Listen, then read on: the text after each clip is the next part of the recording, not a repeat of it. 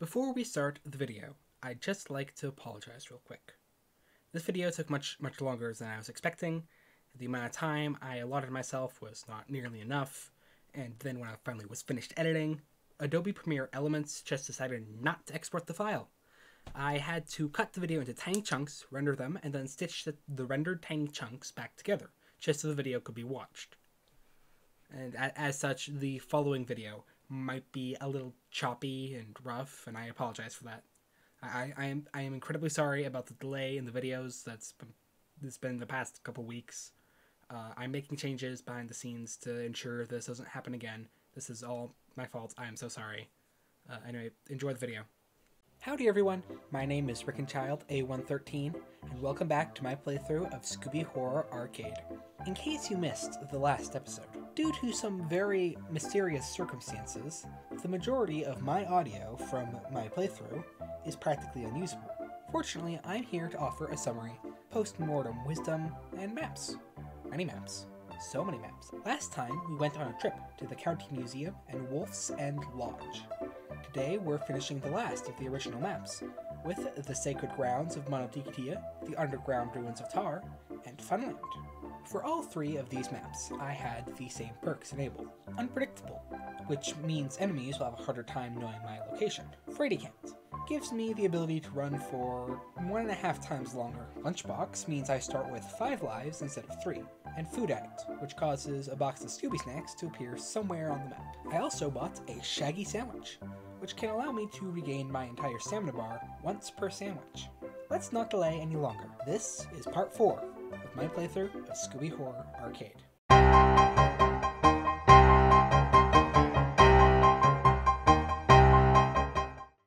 The gang and I were on vacation in Hawaii, and our old friend, Mr. John Sims, had been taking us on an in-depth tour of the island.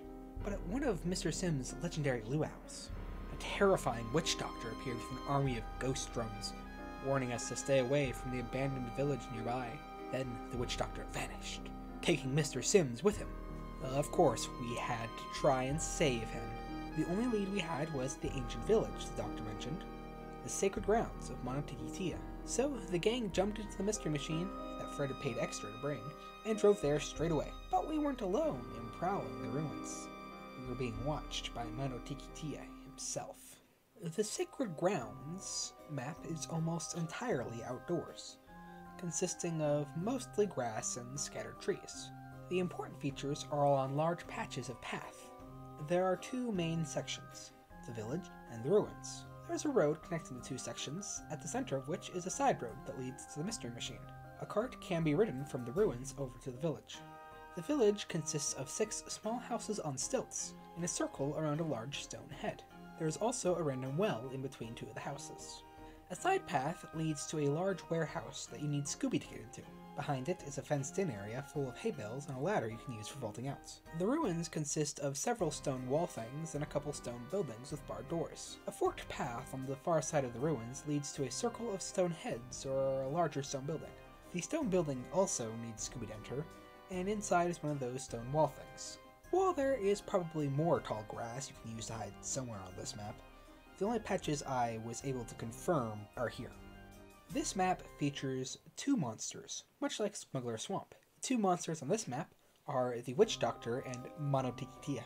Monotikitia is giant, and he can see you from an incredibly far distance. Once he sees you, he won't stop chasing you. On the plus side, he is very slow. The Witch Doctor, on the other hand, can't see you from as far away, but can run much faster. He has no special extra abilities on his own, and without Monotikitia isn't much of a threat. Now, back to me and Scoop.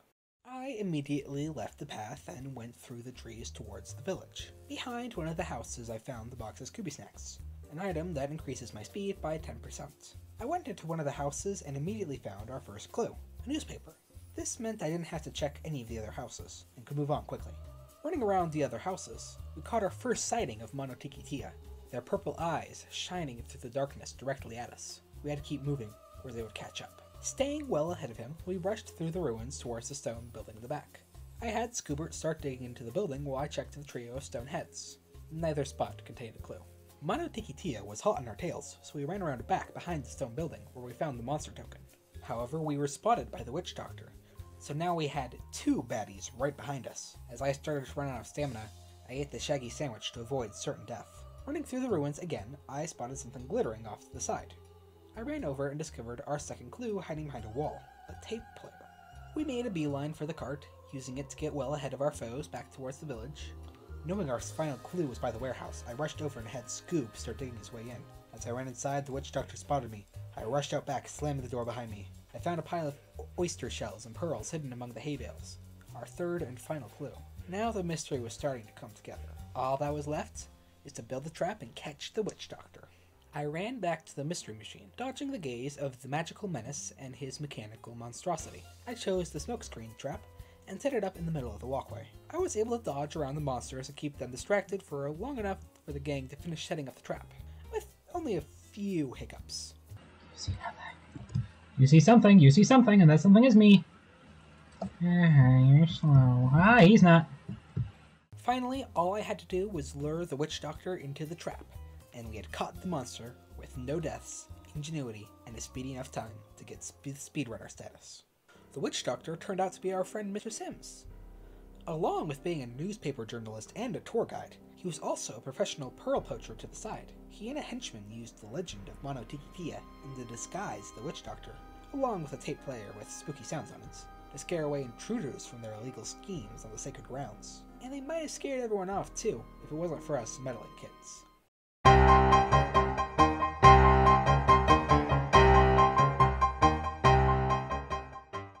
Another old friend of the gang's, Dr. Brixton, had invited us to Turkey to see his archaeological dig, an entire city buried underground for countless years.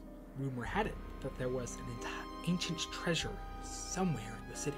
Upon our arrival, we were shocked to find the site nearly abandoned. Dr. Brixton revealed that a mythical tar monster, said to be the guardian of the ancient treasure, had recently started attacking the camp.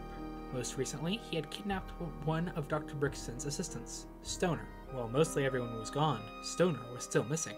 The gang volunteered to take the mystery machine that they had imported from America with them down into the ruins to find the missing assistant. But the tar monster was waiting for us. The ruins consist of a series of tight, cramped corridors connecting slightly larger rooms. The entire map is completely indoors, so there is no tall grass to hide in. There are 5 main rooms. The throne room, which has a couple of loops you can potentially use to your advantage. The library, which is locked and requires Scooby to get into. The entrance, complete with a statue of the tar monster to freak unsuspecting players out. And the storage room, which leads to the treasure room, although you once again have to have Scooby open it. There are no shortcuts, no carts or zip lines, and no closable doors. There is only one exit in or out of all of the rooms, excluding the storage room, which is little more than a hallway. If the monster catches you on one side of the map, there is no escape. But the tar monster, on the other hand, has a bunch of piles of tar scattered around the map that he can teleport to at any time. He could be in the throne room 1 minute, then the treasure room the next. Or at least I think that's how his mechanic works. He is hard to see, fast, and by all counts, deadly. This is not an easy map. Knowing this, I decided to equip some palm leaves instead of the shaggy sandwich. These would allow me to hide from the monster in plain sight. However, this only works if the monster has not already seen you. Let's catch up with the gang, shall we? We examined the entrance area briefly, finding nothing, before trying to head out. Of course, we ran smack dab into the tar monster. I ran down the hallway towards the storage room, the tar monster following close behind. There, we found the box of Scooby snacks before receiving our first death. I hid behind a fallen pillar in the entrance, waiting patiently for the tar monster to walk past. Once I heard his stomping pass by, I rushed out and headed back towards the storage room. There I had Scooby dig into the treasure room while I kept watch. Inside, we found a brand new oxygen tank, our first clue. What was that doing here? But then, the tar monster appeared, potentially having emerged from one of his tar piles, and began pursuing us. We ran back out of the treasure room and into the storage room. We ducked behind some boxes and the tar monster lost us, presumably due to the unpredictability perk. Hearing the monster return to the treasure room, we took the opportunity to rush out and head down the other path. We rushed towards the library, where I once again had Scoob dig our way inside. Inside, we found a map of the underground city, covered in tar. This was our second clue. What could it mean? We hid in the library until we heard the monster walk past. We ran out, directly into the tar monster's line of sight. He gave chase, but we lost him around a corner. We hid behind the fallen pillar again and waited for the tar monster to walk past. Hearing his crunching footfalls once again, we ran out towards the throne room. After looking through the maze-like corridors for more clues, we found ourselves in front of the actual throne. In one corner of this room, we found the monster token behind some boxes. On our way back, we spotted a sparkle down a corridor. It was a trail of footprints made in tar, which finally cracked this case wide open. It was time to set a trap. However, on our way back, we found ourselves face to face with the tar monster. I foolishly activated the palm leaves, despite the clear indication that he already knew we were there. This misstep wasted our leaves and gave the monster a chance to give us our second death. Now by the mystery machine, I grabbed a smokescreen trap and had the gang build it right in the doorway to the entrance room. Waiting behind the trusty fallen pillar, we kept a lookout for the tar monster. Once the gang had completed the trap, me and Scooby rushed to it to act as bait. This worked, and the tar monster walked right into our trap. We had captured the tar monster. It turns out that the tar monster was actually the missing stoner. He had mapped out the entire city before anyone else, and he found the treasure room. Wanting it all to himself, he created a suit with oxygen tanks to help him move through the tar pits. He pretended to be the tar monster to scare away any archaeologists who might have prevented him from getting his hidden treasure. And he might have gotten away with it too, if it weren't for us meddling kids.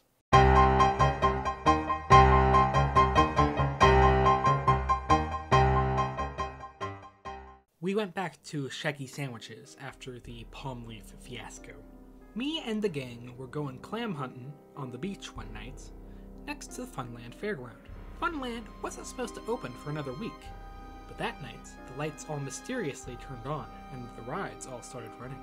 We went to investigate and discovered that some mysterious man, faster than a bullet, was running all the booths as well. Was he an alien? Was he a ghost? Was he Superman? The gang was determined to find out. The next day, the park activated once again, but this time, something was different. The rides were malfunctioning, the booths were on the offense, and the speeding man now had much deadlier motives. Funland sits atop a series of docks along the coast. There are three major sections of the map: the northern boardwalk, the southern boardwalk, and the beach. The beach is a large, empty space of land, sparsely populated with palm trees. The only notable feature on the beach is the mystery machine itself, which is parked right next to the entrance. The southern boardwalk is made up of several booths and multiple alleyways and passages that are useful for avoiding the monster. There is likely to be a clue in at least one of these alleys. The southern boardwalk also contains the Hall of Mirrors, one of the few buildings on the map. The hall is built like a maze, and the mirrors lining every square inch of the walls makes it hard to figure out where you are. A small closet can be accessed from the Hall of Mirrors, which has a second door accessing the outside. The northern boardwalk is made up of many booths and tables in the shape of a large loop. The billiards room connects to the loop, and a counter placed in the doorway provides a two-way vaulting spot.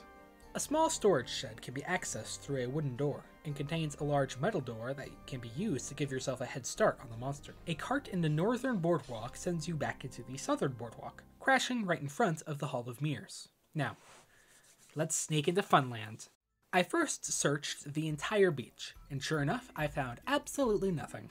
On my way back to the entrance, I spotted the figure as he checked behind the bench for intruders. I carefully followed him back, only panicking slightly when he got stuck for a moment. There was an oil spill blocking most of the entrance, but I was just thin enough to slip past without being slowed. I slipped past the spill right behind the fishy figure, and sneaked my way over to one of the side alleyways. Inside, I found nothing but garbage. I left the small back section and went straight for the Hall of Mirrors. Inside, we found a wrench just lying on the ground. Our first clue. I exited the Hall of Mirrors through the side closet and immediately lost track of where I was. I turned back towards the entrance where the figure was waiting. Quick as a flash, the glowing-eyed gremlin was upon me, and I sprinted away as fast as I could. Thinking I could find some reprieve in a back alley, I darted behind some booths. Unfortunately, it was a dead end, and I got my first death at the hands of the mechanical menace. Running back into Funland, I checked a couple more back alleys and found an electromagnet just lying on the ground by some dumpsters. Mysterious. Very mysterious. I crossed over into the northern boardwalk side of the map and began walking the loop to find the last clue. Fortunately, inside the small storage shed lay a pair of large scissors. The last clue. And finally, Everything made sense. All that was left was to capture the speeding scoundrel. Not knowing where the malicious man was hiding, I opted to stay by the cart for safety's sake. I waited patiently for the frightening felon to show his face, and he soon emerged from the southern boardwalk. I quickly leapt into the cart, speeding past him, but the vicious vagrant realized where I was heading and began racing the cart to get there first. As soon as we crashed, I burst into a run towards the mystery machine, our only hope. The mysterious monster was hot on our tails the entire way back. I used the large, empty beach to my advantage, leading the vigilant villain in a large U-turn towards the mystery machine. There, I grabbed a seesaw surprise and rushed back to the entrance to set it up. However, something strange happens when you have a trap selected. Your hitbox grows to include the trap's silhouette, which meant I was no longer thin enough to avoid the oil spill at the entrance. What?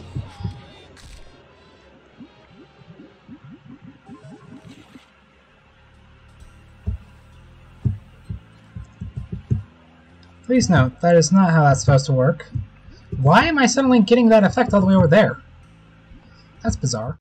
After getting my second death, I was able to get into the southern boardwalk and set the trap near the center. Seeing a pile of boxes in one corner that looked like the perfect place to hide, I rushed over to wait out the construction. To my surprise and delight, the monster token was hiding behind the crates, allowing us to get our 10th monster token. After the trap was finished, I rushed out to make sure the monster didn't miss it. He spotted me and ran straight into the trap, which worked successfully. To our surprise, the figure was actually a robot. The fairground owner appeared and revealed that he built Charlie the robot to run Funland, but somehow he had malfunctioned. Using the clues we gathered, we were able to reveal the caretaker's sister, Susan, as the culprit behind Charlie's rampage. She explained that she didn't think robots should be around children, so she made Charlie to try and murder a bunch of teenagers to prove this point. Brilliant decision. I want to say that she would have gotten away with it too if it weren't for us meddling kids. But I don't think she would have.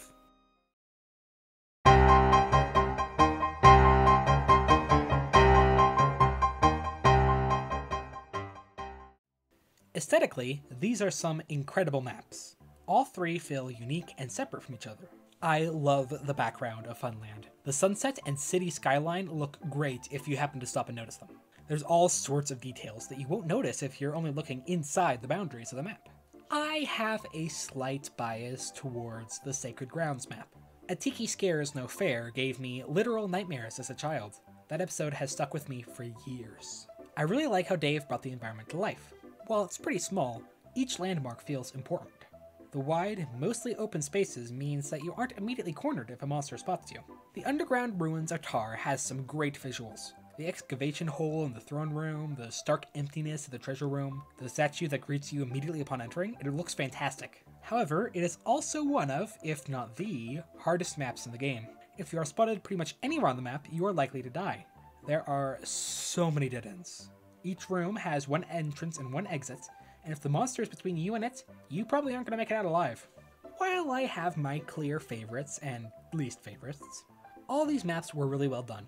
They complement their respective monsters well, and none of them really feel like any of their maps. Well, at least so far.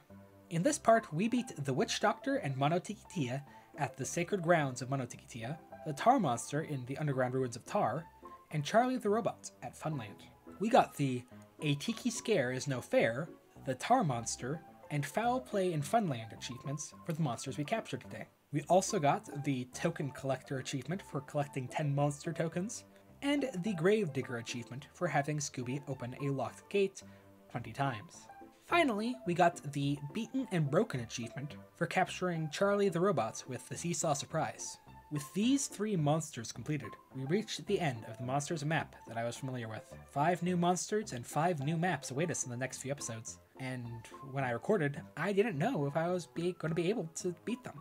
Was I able to beat them? Or was all my skill dependent on the maps I was familiar with? You'll have to wait to find out until the next part, where we'll deal with the sea monster in Captain Clement's Cove, and the ghost clown from Barnstorm Circus. Until then, I've been Rickenchild A113, and this has been Scooby Horror Arcade. Thanks for watching, and I'll see you in the next one. Bye!